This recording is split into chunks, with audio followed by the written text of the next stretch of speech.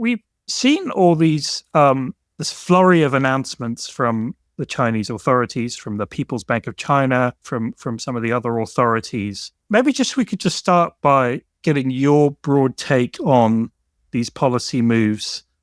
To what extent have you been surprised by them, and what do you think prompted them? Well, so yeah, I was a little bit surprised because for many months, China had been experiencing, pretty poor economic conditions, sluggish growth, very poor consumer demand, weak employment, et cetera, et cetera. And the government seemed not to care that much. They were not really doing anything in response to this. And one reason for this is that their overall strategic objective is to shift the structure of the economy to essentially suck money out of the real estate sector and put capital into technology-intensive manufacturing on the theory that this is what's going to drive future productivity growth and prosperity and national strength. And the reality is that strategy seems to be working. I mean, if you look at the data on where bank loans are going, if you look at all measures of capital raising, more and more money is going into the high-tech sectors. The property sector is getting less and less. And the high-tech sectors are doing pretty well. We all know about the success of electric vehicles and the green energy companies. But even if you drill down to a wider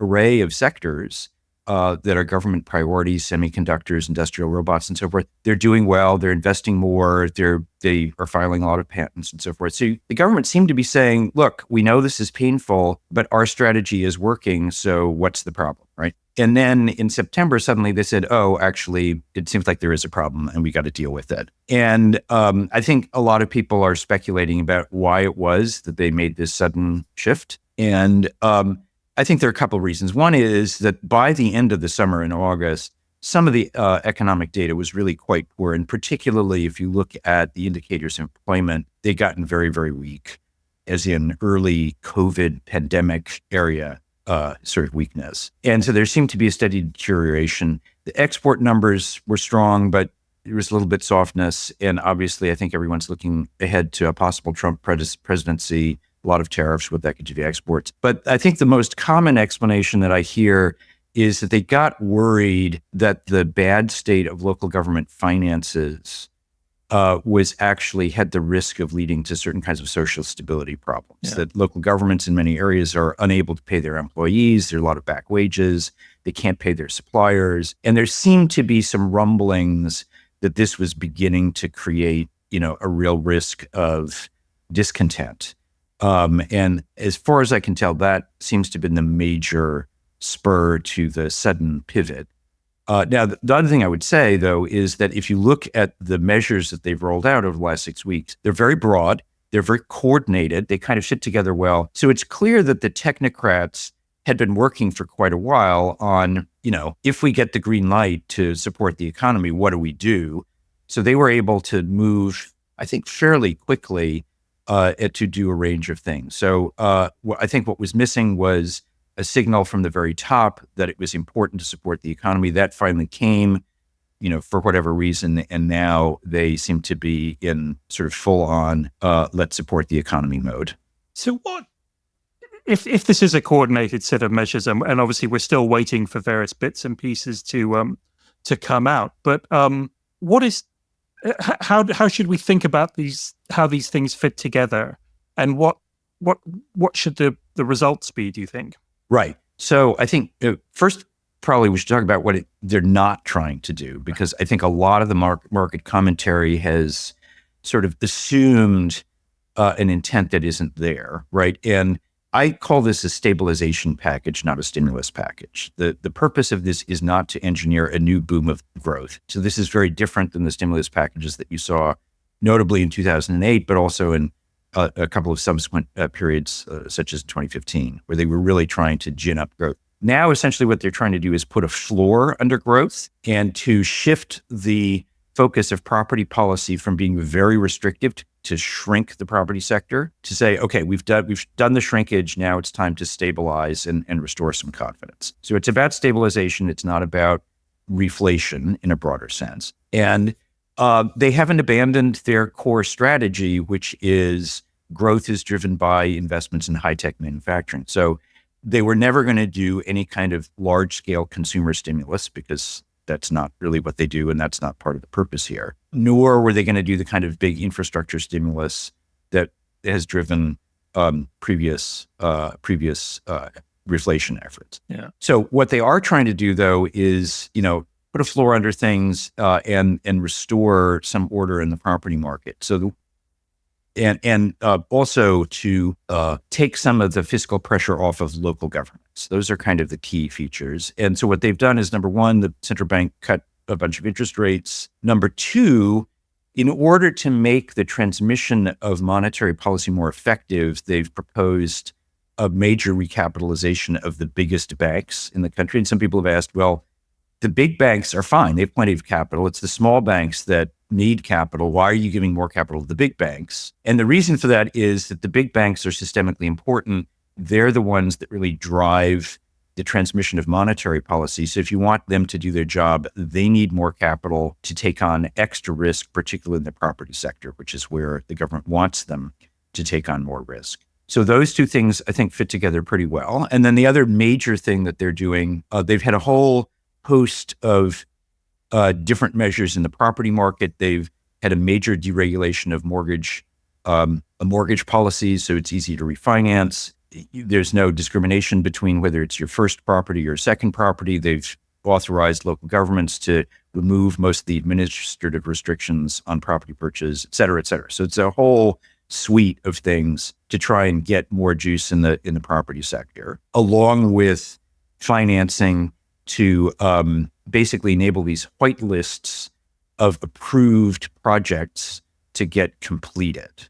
So there will be some more finance going to developers to finish up projects that are partway done. So it's a fairly comprehensive and well-integrated property policy. And then the final thing that they're doing is refinancing some of the local government debt. We don't know the amount yet. That will be announced probably in a week or so after the next meeting of the National People's Congress Standing Committee. We're thinking it'll be about 2 trillion renminbi initially, which is a pretty hefty number. And the idea there is to give local governments some breathing space and enable them to use their cash flow not for paying back loans, but to pay their employees and to pay their suppliers and get a little more money circulating in the policy. So in the economy. So if all of this works as intended, I think it's likely over a period of 3 or 4 quarters to be reasonably successful at stabilizing growth at somewhere close to the 5% target. But it's not going to deliver a big adrenaline shot. It's meant to sort of keep things from getting worse. And just for context, so 2 trillion RMB is a bit less than $300 billion. Right. It's 1% and a bit of GDP, roughly, right? Right. And the analogy that everybody always draws is with the stimulus post 2008, right, which was 4 trillion yuan, but at the time that was like 12% of GDP. Correct. So and was that much larger. But I just one other bit we haven't talked about yet is the stock market, right? Because we've also seen some quite extraordinary measures, really, by the central bank to sort of create facilities that allow investors and companies or encourage investors and companies to buy stocks. And obviously the market's up 20+% since all of this was rolled out. But is this part of the plan, or how do you see that fitting into what's going on? Yes.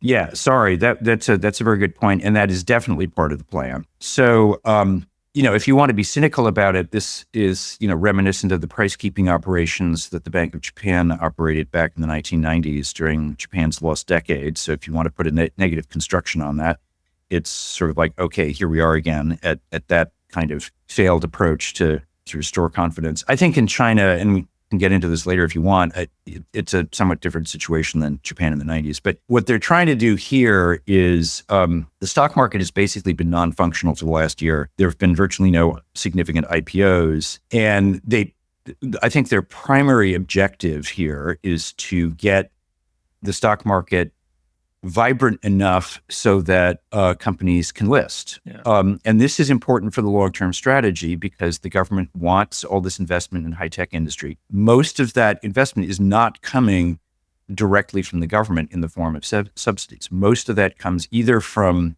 bank financing or for capital raising on the capital markets, right? And the capital markets component has actually has been quite large over the last several years.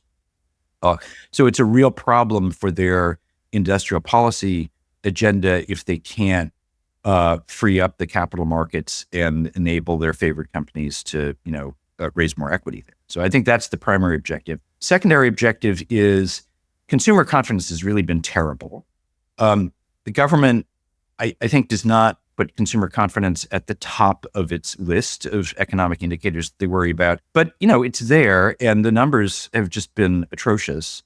And I think there's a feeling that in order to get consumer confidence going, one thing that you need to do is get some asset price appreciation. So a support for the property sector, clearly important there. If you can get property prices rising a little bit, households will start to feel better because property is their main store of wealth. And then if equity prices, get into a solid, consistent rally, again, that should be good for sentiment. Now, I think that the biggest problem for households, why they don't have confidence, is their employment and income prospects, which they're very negative about. So at the end of the day, if you really, really want to get the consumer back in, you have to do things that will improve the employment picture. And I think if you look at the sort of the totality of the project, of the stimulus, if it all works, then things should pick up and companies should start hiring more people and it should work. But anyway, I think the stock market is both about funding for industrial policy and for boosting consumer confidence. Yeah.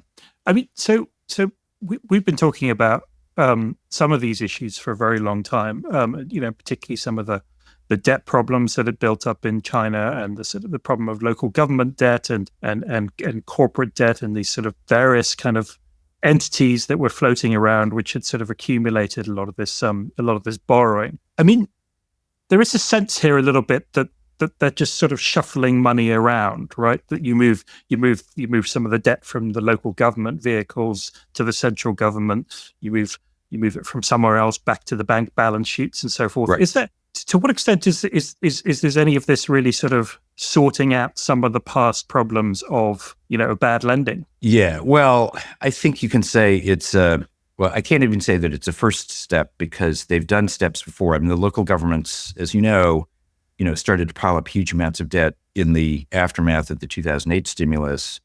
There was a round of refinancing in 2015 where they took a very substantial amount of local government debt that was channeled through these off-balance sheet vehicles and said, okay, you're going to make this explicit debt of the local governments. So prior to that, the local governments had not had the legal authority to borrow.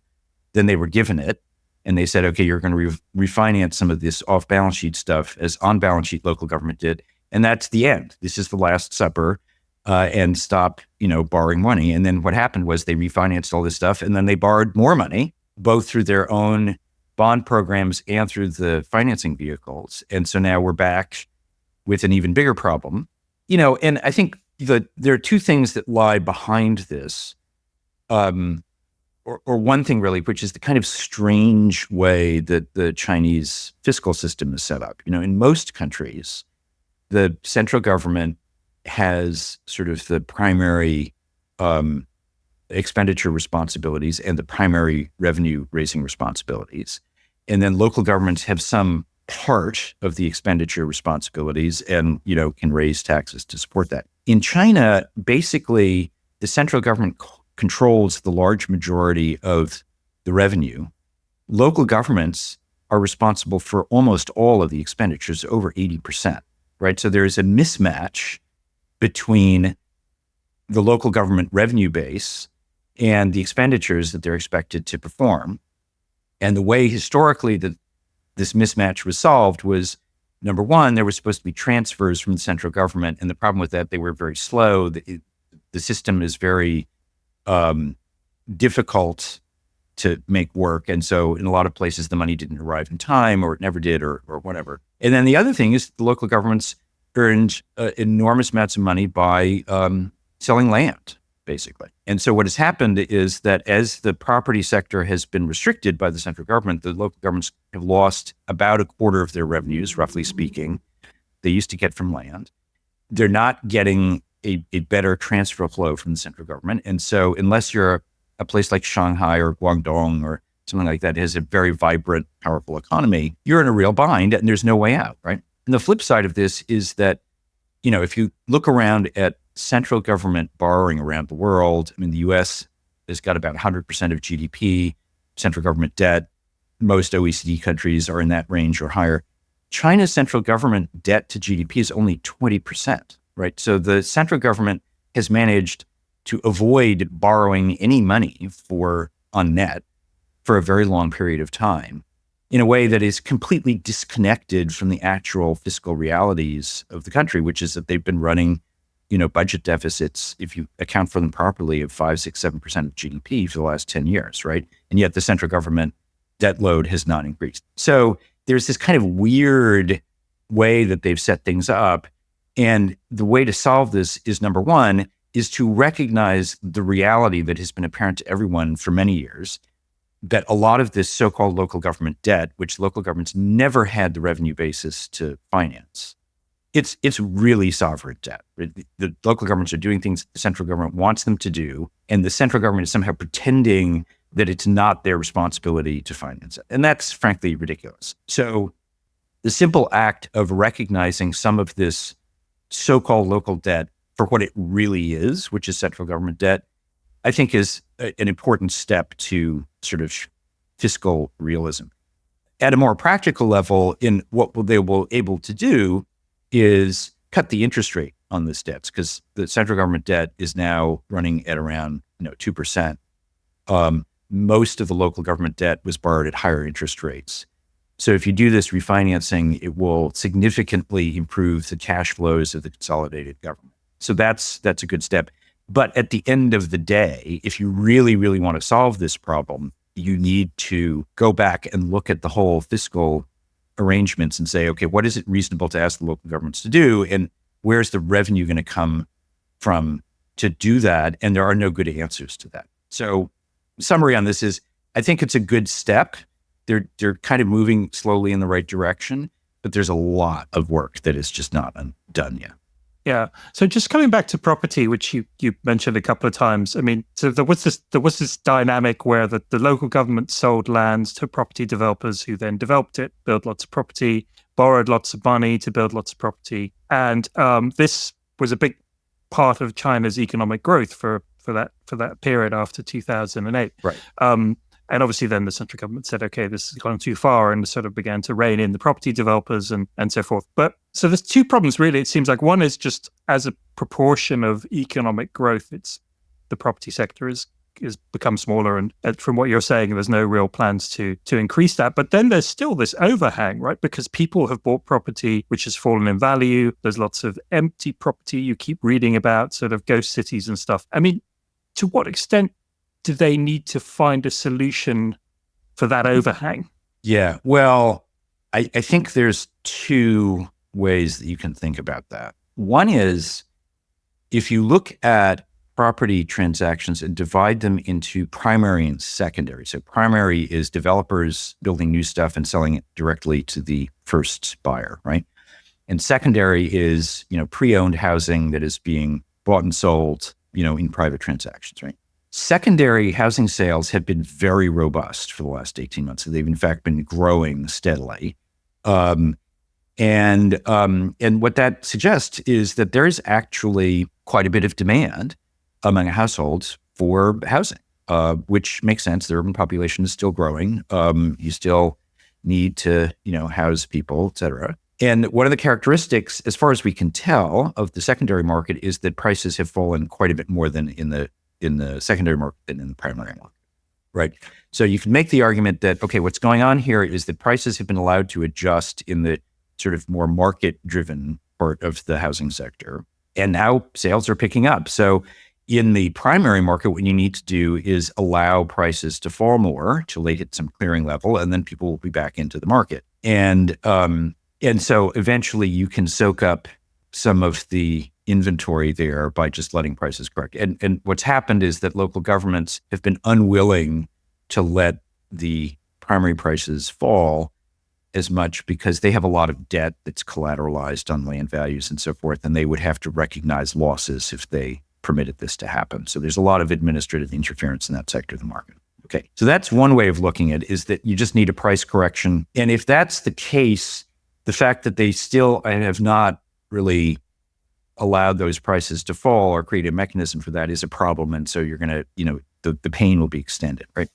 The other way of looking at it is the main thing that is obstructing people from buying property in the primary market is, typically the way you do it is you put some money down for an apartment that is not started or not complete yet, and then the developer completes it. But then if you have no confidence that the developer will complete it, why would you ever put money down? And that's, I think that's a pretty good description of what's going on. So I think the government's strategy on this is to say, okay, we are really, really going to put a lot of money into helping developers finish these uncompleted projects so that they can go to market. If the developers are just not available or completely bankrupt, then we will finance local governments to purchase this property and then either resell it or make it into affordable rental housing or something like that. So we'll have a government as a buyer component of this program, and that will unstick it. And I think my judgment would be that, yes, you have these inventories, and there's some cities where there's just a lot of stuff,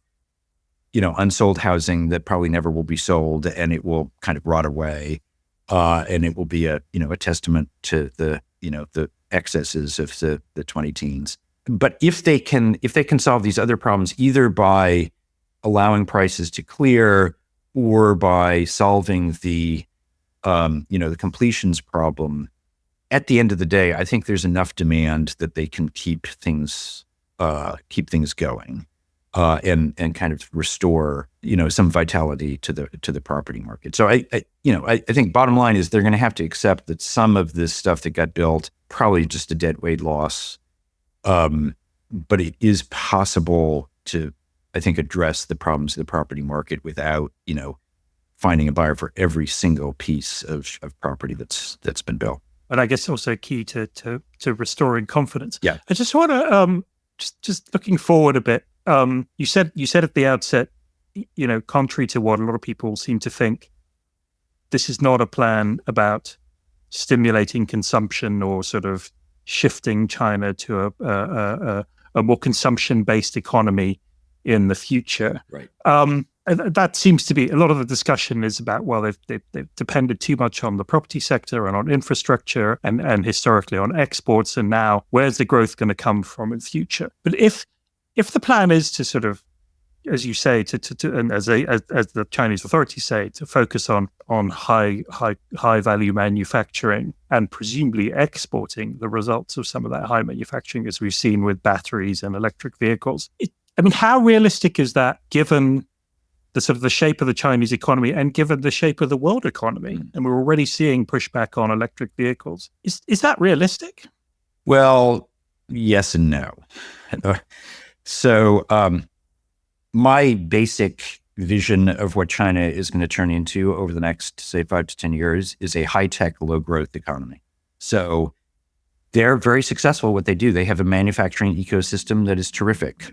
You have a lot of it is essentially private companies that are very entrepreneurial, very good at keeping costs under control, and very good at process improvements to make their stuff better. And the electric vehicles, I think, is a terrific example of that. But you could multiply them across many, many sectors of the manufacturing economy. So the competitive, and also benefiting from subsidies from the government. Right. Oh, for sure, for sure. They're definitely doing that. But it's like, I think my sort of take on this is that people focus on the subsidies, and that's part of the equation. But if it were just subsidies, you would not have seen the kind of success that, purely subsidized companies do not enjoy the success that a company like BYD does. When they sell in export markets, people don't care, where the money comes. They just care, is this a good car? And I think the evidence is people say, this is a good car, right? You can look at DJI in drones. China is now the biggest producer of industrial robots in the world, and they've been steadily climbing up the value chain. So you can look at sector after sector, and yes, there has been subsidy support, but there also has been steady technological improvement, which has been driven by the competitive nature of the domestic market, and the fact that at the end of the day, a lot of these people do have to sell on export markets where it's not just about the cost, the quality has to be there too, right? So it's both. So I think the momentum behind a lot of this manufacturing success is very strong and can continue, right? So that's the good part, the high tech part. And I guess the other thing I would say is you're getting a lot of protectionist noises. So far, this has not translated into anything that really hurts Chinese manufacturers. Now, that could change, right, if you get more and more protectionist pressure. But the reality is that you've had a lot of protectionist actions, and China's global export market share just continues to rise because they're very good at what they do. So there are some concerns there. And obviously, I think if Trump comes in and we have 60% tariffs and everything coming from China, that will be very difficult for them to deal with. But anyway, that's the good part of the economy. The problem is that essentially they are investing, their whole growth strategy is to invest massively on the supply side. And their theory is that over time, this generates a lot of productivity growth.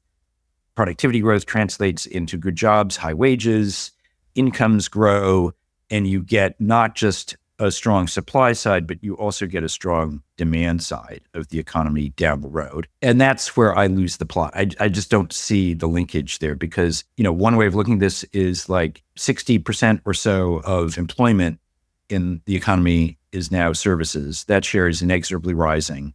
The number of workers who are in these high-tech industries is a very, very small proportion of the total. So yeah, you can get very good at making industrial robots and semiconductors and whatnot.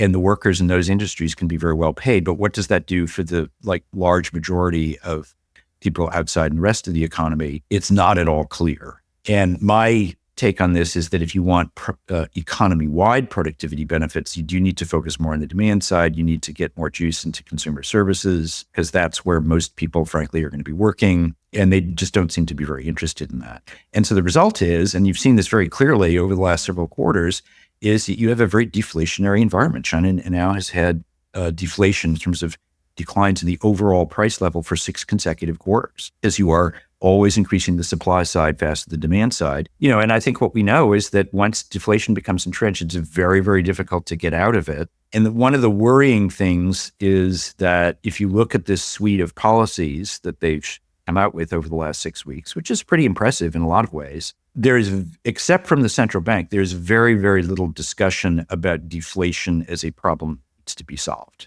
The central bank gets it. They've been very clear about that. And so they will do what they can, but you need sort of broader policies, and it's not clear that that's going to happen. So yeah, I think China will be very successful high tech. I think they will be able to maneuver around the protectionist pressures, but that is not going to generate really high rates of growth in the domestic economy. And I think it's probably going to slide, further from around 5% to 4% or maybe even lower over the next 2 years. Yeah. And when you've got a high debt level, obviously that's a real problem. And that is a problem. It makes that much harder to solve. Yeah. So that kind of brings it, maybe this is a good place to finish up, is brings us back to the analogy with Japan, which you mentioned earlier. And we've always read these things about how the Chinese Communist Party is obsessed with the example of Japan and studies it at great length and is really intent on avoiding the mistakes that Japan made that led to those 2 lost decades. And yet some of the things you're describing now seem like they are repeating those mistakes. So, I mean, is that really the concern, or is there still a sense of trying to avoid that? Yeah, well, I would say, they are, the reason for that contradiction is that, on the one hand, they have devoted a lot of effort to understanding the disasters that befell Japan, but also the disasters that befell the Soviet Union in the 1990s. And they say, okay, these are the big mistakes of economies which are sort of relevant comparisons for us, and we're not going to repeat those, right? But they have the same mental framework that they've inherited, both in some ways from Japan and from the Soviet Union, which is, so on the Japan side, it's all about, export-led growth and technology as the solution to everything, and not really much of a recognition of the demand side, domestic demand side of the economy as part of the motor of innovation and growth, right? They really, really are stuck in this idea that the way you get innovation and technological upgrading is through improvements among producers. And the consumer input into this is just not all that important, right? And obviously the United States is the opposite example of this, where we think everything is driven by consumer demand. But there's a lot of reality to that, right? So they've inherited that sort of basic construct from sort of the East Asian model of growth that Japan pioneered. They've also, because Xi Jinping is a little bit of a Marxist, he's inherited a very materialist, production-oriented mentality from the Soviet Union, right? So if it's not physical, if I can't touch it, it's not real. And, he has a kind of a Leninist view that the government really needs to guide everything. So yeah, they, despite their best intentions, they, I think, are at real risk of falling into some of the problems that beset Japan in the 90s. So I would say that's a significant risk, but it's not yet a reality. And I think it is worth underscoring the ways in which China is a very, very different construct than Japan in the 1990s. So first of all, both countries had a property bubble, but they were not the same. The Japanese property bubble was just fantastic in terms of the asset prices.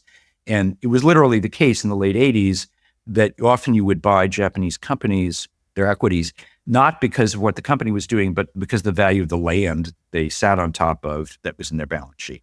And that just is not true in China. So the extent of the property bubble and the rise in asset prices in Japan, both land and equity prices, it was just stratospheric. And China has had nothing like that kind of asset price bubble. So the asset price bubble that China has to defeat is much, much smaller than the Japanese one. That's, I think, difference number one. Difference number two is that Japan, and I'm simplifying here, but Japan had essentially a unified national balance sheet because there were cross shareholdings between financial companies, banks, and industrial companies.